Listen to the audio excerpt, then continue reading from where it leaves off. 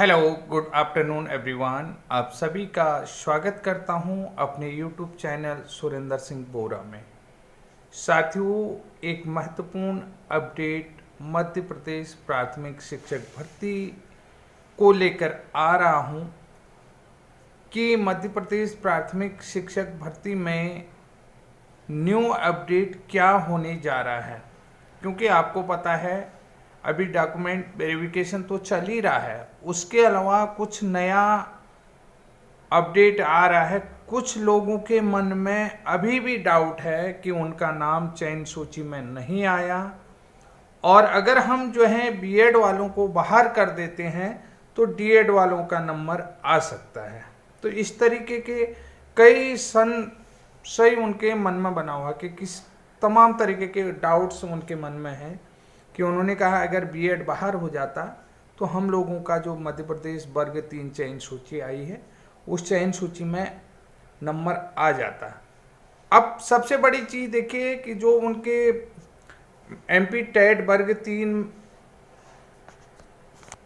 में अगर अंकों को लेकर के देखते हैं तो ज़्यादा आपने देखा होगा कि 100 से ऊपर अंक वालों का चयन सूची में नहीं आया है, लेकिन 80-85 वाले जो अंक वाले हैं वो सोचते हैं कि अगर हम बीएड वालों को बाहर कर देंगे तो हमारा नंबर चयन सूची में आ जाएगा।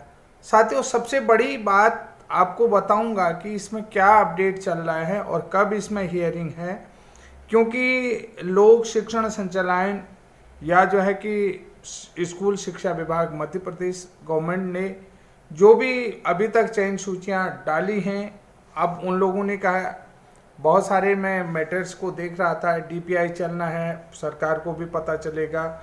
लोक शिक्षण संचालन विभाग जो मध्य प्रदेश का है तो वहाँ लोगों का एक हुजूम जाने की तैयारी कर रहा है, भीड़ तैयार है। उन्होंने अपने एडवोकेट रामेश्वर ठाकुर जी से भी बातचीत कर ली है। 10 तारीख को उनका ये केस भी इनरोल्ड हो चुका है मध्य प्रदेश हाई कोर्ट में।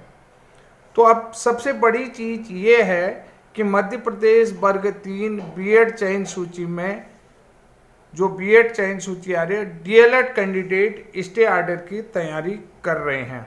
तो उन्होंने एमपी टेट वर्ग 3 में जो अब उनके एडवोकेट हैं रामेश्वर ठाकुर से उन्होंने बातचीत कर रखी है, और जो हियरिंग की डेट दे रखी है तो वो 16 तारीख दे रखी है। तो 16 तारीख से पूर्व 16 तारीख को उनकी जो डेट लगी है कि हियरिंग की, तो उन्होंने ये कह दिया है कि हम निश्चित रूप से जो है स्टे लेंगे। अब निश्चित रूप से स्टे कैसे आएगा आप ये बताइए। जो भी मध्य प्रदेश के साथी मुझे देखते हैं, चाहे वो डीएड वाले हों या बीएड वाले हैं, तो क्या संभव है? सबसे बड़ी बात है कि आप स्टे ले सकते हैं। क्या आपके एडवोकेट भी इस संभावना को बता रहे हैं कि निश्चित रूप से हम स्टे कर देंगे?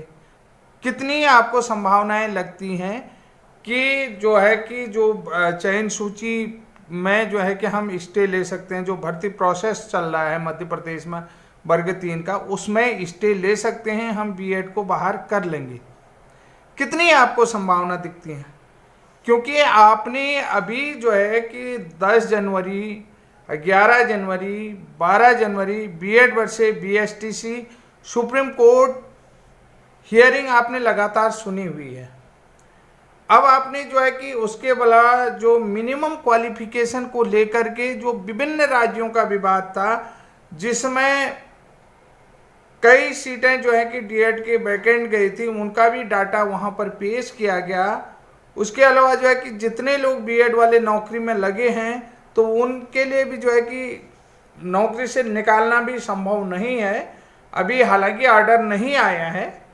उसके अलावा जो है कि बीएड और डीएलएड को जो है कि एक समकक्ष मानते हुए, समान योग्यता मानते हुए, क्योंकि ऑलरेडी 2010 से जब देखिए आप यहाँ पर जो है कि आरटी अधिनियम जो आया तो बहुत सारे लोगों ने ये आर्गुमेंट किया था कि जब डीएलएड कैंडिडेट नहीं होंगे तब जो है कि बीएड को कंसीडर किया जाता था, किया जाता है और किया जाएगा, ये दोनों वर्ड आपने देखे तब की जा, जबकि एडवोकेट के माध्यम से सुप्रीम कोर्ट के माननीय जजेज भी इस बात को एक्सेप्ट करते हैं कि जब 1 अप्रैल 2010 से आरटी एक्ट लागू हुआ जम्मू कश्मीर को छोड़ करके, तो पूरे देश में, तो उस समय जो है कि बीएड जो है कि 6 से 8 तक एलिजिबल था, आरटी एक्ट में एलिजिबल था। यानी कि अब आपको मैंने जो प्राइमरी आरटी एक्ट के अंदर जो एज क्राइटेरिया है बच्चों का और शिक्षकों का अनुपात, स्टूडेंट टीचर जो रेशियो है, वो भी मैं आपको बता चुका हूं, बार बार कई बार बताता हूं। 6 से 14 वर्ष की जो एज ग्रुप है उसमें ऑलरेडी जो है कि बीएड इनरोल्ड है, यानी कि तो इनरोल्ड है, इंड्योर है। तो अब आप बताइए कि आरटी एक्ट से बीएड कैसे बाहर होगा। और दूसरी बात मैं आपको ये बता देता हूं कि जो सारे स्टेटों में जो भी BEd versus DEd, DElEd, BTC अन्य केस लगे हुए हैं, तो वो उनका जो फाइनल आउटकम है वो डिपेंड करेगा कि सुप्रीम कोर्ट डिसीजन, जो अभी सुप्रीम कोर्ट का जो है कि ऑर्डर ही नहीं आया है, तो फाइनल आउटकम जो है कि सुप्रीम कोर्ट के डिसीजन में है, तो आपका स्टे कैसे हो जाएगा। सबसे बड़ी बात सोचने की बात यह है। और उसके बाद राहुल नामदेव जो बीएड के कैंडिडेट हैं, बीएड के सुप्रीम कोर्ट में भी लड़े, मध्य प्रदेश में भी उन्होंने, उनका ग्रुप लड़ रहा है, तो उन्होंने कहा कि हम भी आईए के माध्यम से इस केस में पार्टी बनेंगे। जो डीएड का केस है 16 जनवरी को हियरिंग है, उसमें ये लोग भी पार्टी बनेंगे।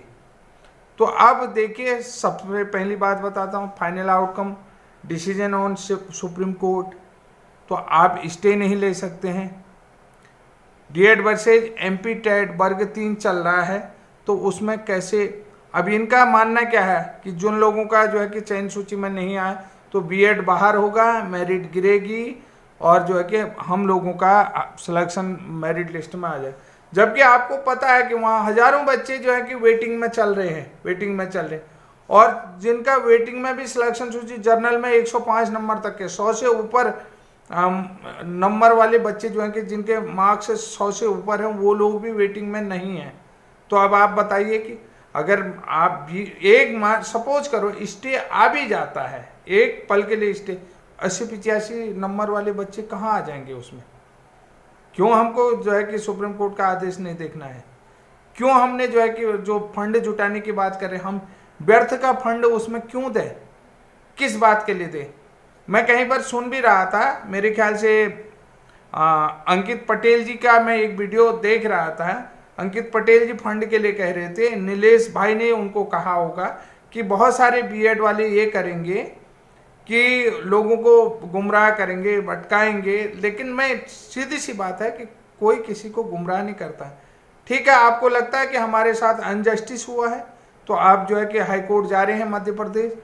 जो जिन लोगों को लगता था, क्योंकि बीएसटीसी वाले भी चाहते थे कि हमारे साथ अनजस्टिस हुआ है, तो वो लोग भी जो है कि सुप्रीम कोर्ट गए थे। ये कोई बड़ी बात नहीं है। अब मेरा कहने का मतलब है, जब 100 से ऊपर अंक वाले जो हैं कि वेटिंग में भी नहीं आए, चयन सूची में ही नहीं आए, तो 80-85 नंबर वाले जो लोग कह रहे हैं कि हम जो है कि बीएड को बाहर करेंगे, स्टे ऑर्डर लेंगे, तो उनका चयन सूची में नाम कहाँ से आ जाएगा। 105 तक का बाहर बैठा हुआ है, उसका नहीं आया है जनरल कैंडिडेट में, तो ये पैसा व्यर्थ का नहीं आया। अगर आप स्टे ले आते हैं तो वेटिंग वाले चले जाएंगे उतने, वो तो, क्योंकि भर्ती प्रक्रिया को तो आप रोक नहीं सकते हैं। अगर बीएड के लिए स्टे लाते हैं तो भर्ती प्रक्रिया को रोक नहीं सकते हैं। दूसरी बात, एक चीज और बता देता, इस जो केस में है सरकार बतौर कैबिटर है, ये चीज भी बता, बिना सरकार के पक्ष को सुने आप स्टे भी नहीं दे सकते हैं। ये भी आपको बड़ी बात है, बतौर कैबिटर जो है कि वहां पर सरकार है, सरकार के पक्ष को सुने बिना आप स्टे कैसे दे देंगे। तो कितनी आपको संभावना लगती है। बहुत सारे साथी मेरी बातों का विरोध करते हैं, मैं कहता हूं विरोध नहीं भाई साहब, कोई भी साथी हो, चाहे वो डीएड का कैंडिडेट हो, बीएड का कैंडिडेट हो, केवल टेक्निकल पॉइंटों को आप समझें कि आप देखिए, आपने केस डाला DEd versus BEd, MP TET वर्ग 3, ठीक है। आपका केस रजिस्टर्ड भी हो गया, आपके एडवोकेट जो है कि रामेश्वर ठाकुर ने स्टे की भी बात कर दी, ठीक है। एडवोकेट का अपना काम है, आपको लगता है आपके साथ अनजस्टिस हुआ है, आपने भी जो है कि अपनी हक की लड़ाई के लिए आप हाई कोर्ट जा रहे हैं, ठीक है।